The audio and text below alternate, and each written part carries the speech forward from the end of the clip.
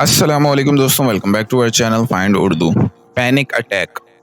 Panic attack का मतलब है दिलो दिमाग पर अचानक काबू पा लेने वाली बहुत ज़्यादा घबराहट। पैनिक अटैक का मतलब है अचानक और बहुत ज़्यादा घबराहट या डर का शिकार हो जाना, जिसमें इंसान को सांस लेने में मुश्किल, पसीना, दिल की धड़कन तेज़ और कंट्रोल खो देना महसूस होता है। She had a panic attack before the exam. उसे इम्तिहान से पहले पैनिक अटैक हो गया। तो दोस्तों, पैनिक अटैक का मतलब है अचानक घबराहट और डर की शिद्दत जो हेल्थ पर असर डालती है। उम्मीद है अब आपको पैनिक अटैक का मतलब समझ में आ गया होगा। मिलते हैं नेक्स्ट वीडियो में। शुक्रिया।